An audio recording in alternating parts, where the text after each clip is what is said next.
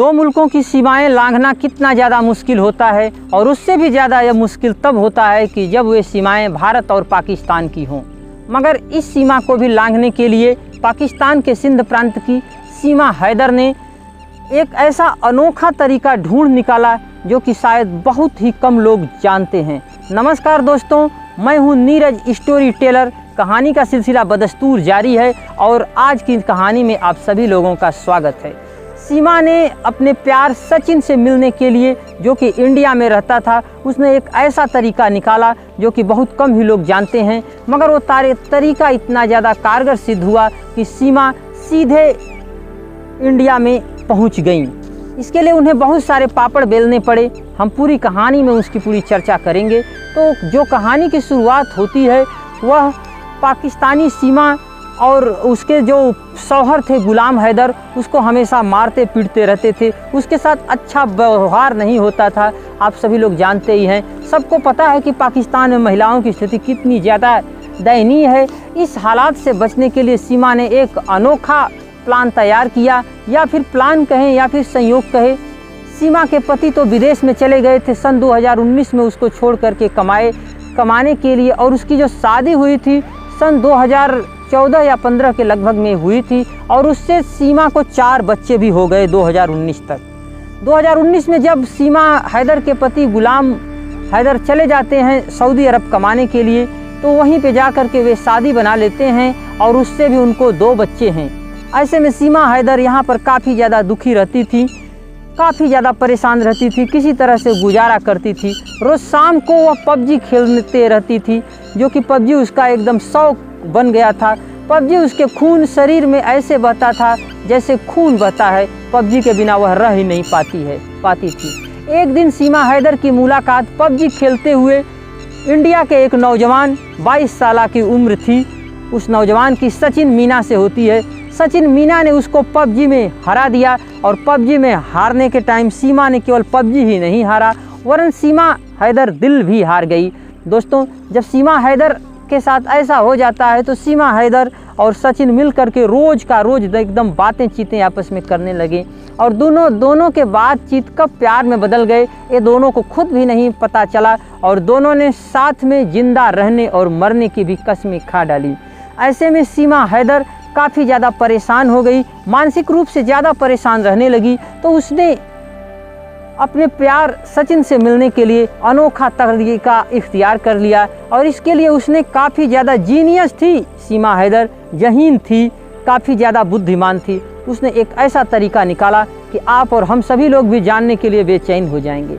उसने वहाँ से दुबई के लिए टिकट कटाई, और दुबई से होते हुए नेपाल आ करके फ्लाइट से इंडिया में आ धमकी। लेकिन इसके पहले सचिन भी वहाँ पे आता है नेपाल में, क्योंकि नेपाल और भारत की सीमा पर ज़्यादा चेकिंग नहीं होती है।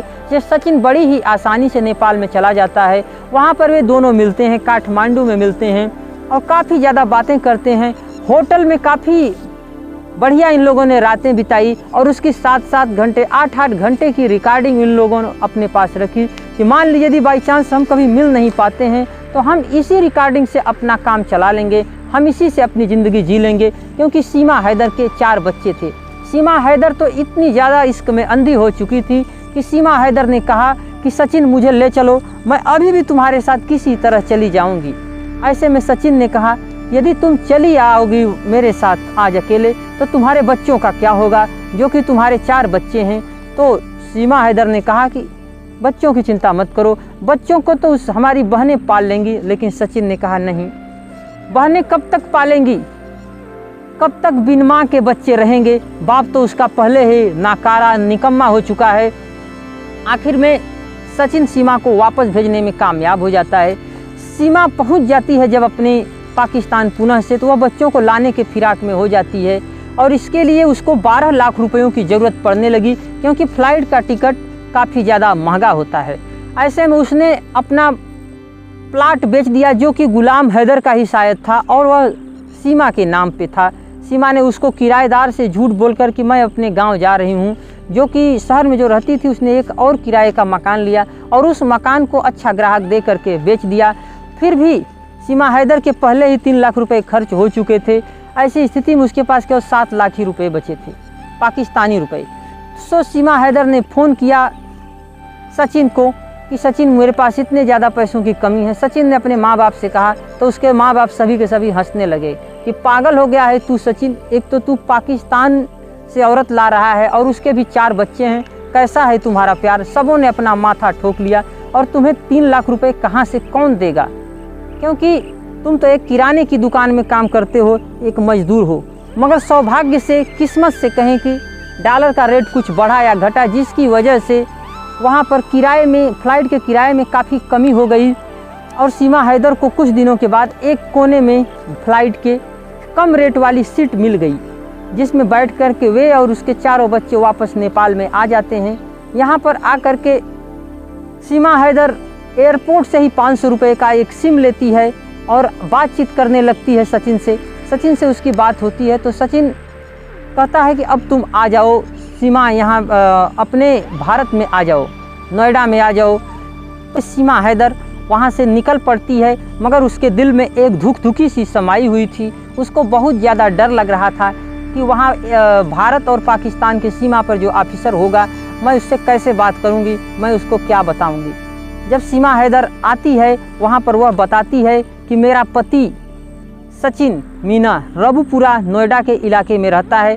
सीमा ने सचिन का सारा डॉक्यूमेंट वहाँ पर जमा किया और उस ऑफिसर ने उसको जाने दिया। बाहर जब वो बॉर्डर से जब इंडिया की धरती पर जब कदम रखती है तो उसको बहुत ज़्यादा खुशी होती है। इतनी ज़्यादा खुशी होती है कि सीमा दोनों हाथें फैला करके कान में ईयरफोन लगा करके बहुत तेज़ आवाज़ में गाने सुनती हैं और खुशी का इजहार करती हैं। धीरे धीरे इनकी मुलाकात हो जाती है। 2 दिनों के भीतर ही सीमा और सचिन मिल करके एक साथ एक किराए का मकान लेते हैं और ज़िंदगी गुजारने लगते हैं। सीमा हैदर के अनुसार से सीमा हैदर ने पहले ही सचिन के साथ शादी कर ली थी नेपाल के पशुपतिनाथ मंदिर में, जहाँ के पर कि इन लोगों ने काफ़ी अच्छे से अपना 7 दिन का जो ज़िंदगी जो 1 महीने पहले का था जो गुजारा था, इससे काफ़ी ज़्यादा खुश थे दोनों।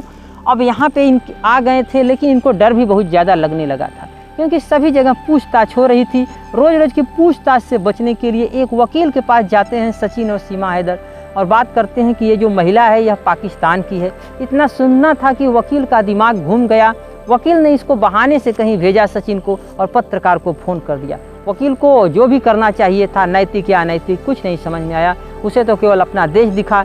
उसे लगा कि हो सकता है कि ये लोग कहीं पाकिस्तानी जासूस न हो। पत्रकार ने पुलिस को फ़ोन कर दिया। पुलिस को भयानक रूप से डांट पिलाई कि कैसे आप लोग काम करते हैं, कैसे कोई पाकिस्तान से बिना वीज़ा पासपोर्ट के इंडिया में एंटर हो सकता है, कैसे कुछ। पुलिस भी आनंद फानन में इनके पीछे पड़ गई और ये लोग रफू चक्कर होने में कामयाब रहे। मगर 2 दिनों के बाद हरियाणा के बल्लभगढ़ जिले में जाकर के ये दोनों लोग पुलिस से कब तक बचते, पकड़े गए। पकड़ने के बाद पुलिस ने इनकी जांच की, छानबीन की और इनका मोबाइल इत्यादि जब्त कर लिया। उसकी गहन सख्त रूप से जाँच की और अदालत में मामला पहुँचा दिया। अदालत में नोएडा की एक स्थानीय बेंच ने जब मामला सुना, वहाँ के न्यायाधीश ने जब सुना तो उनको लगा कि ये मामला तो केवल प्यार का है, यहाँ पे जासूसी जैसा तो कोई मुद्दा ही नहीं है, और जो कि कोई नहीं सोच सकता था। 2 दिनों के भीतर ही अदालत ने इन लोगों को सशर्त जमानत दे दिया कि आप लोग इंडिया छोड़ करके और अपने वर्तमान पते को छोड़ करके कहीं भी नहीं जा सकते हैं। खैर, ये लोग काफ़ी खुश हैं और इसके बाद मीडिया का पूरा तांता लग गया, जमावड़ा लग गया। स्थानीय लोग बहुत ज़्यादा आने लगे और सभी लोगों ने मिलजुल करके काफ़ी ज़्यादा तालियां बजाईं और लोगों ने कहा कि इसमें तो आज फिर से इश्क की जीत हुई है। और उधर गुलाम हैदर की भी कहानी सुन लीजिए। गुलाम हैदर काफ़ी रो रहा है और मोदी जी से गुजारिश कर रहा है कि मेरी बेगम को और मेरे बच्चों को इंडिया मुझे वापस सौंप दे, क्योंकि मेरी बेगम तो मेरा घर भी बेच चुकी हैं। दोस्तों, ऐसा तो नहीं होना चाहिए था, क्योंकि वो भी बता रहा है कि वो काफ़ी गरीब आदमी है और यहाँ मैडम जी ने, यानी कि उसकी बेगम ने, उसका घर भी बेच दिया। मगर दोस्त कहते हैं ना, इश्क और प्यार में सब कुछ जायज़ होता है। ऐसा ही यहाँ दिख रहा है। 2 दिलों की दास्तान मिल गई, 2 प्यार करने वालों का सपना पूरा हुआ। और सबसे बड़ी बात कि पाकिस्तान और भारत के बीच ऐसा हुआ है, पाकिस्तान की बहू आई है इंडिया में, मगर एक ही प्रॉब्लम है कि उसके 4 बच्चे हैं। खैर, सचिन के लिए एक कोई मायने नहीं रखता है। सचिन इन लोगों का जिम्मेदारी उठाने के लिए बहुत अच्छे तरीके से राजी है। दोस्तों, आपको कैसी लगी ये कहानी कमेंट बॉक्स में हमें ज़रूर लिखिए। फिर मिलते हैं कल एक नेक्स्ट कहानी में। तब तक के लिए धन्यवाद।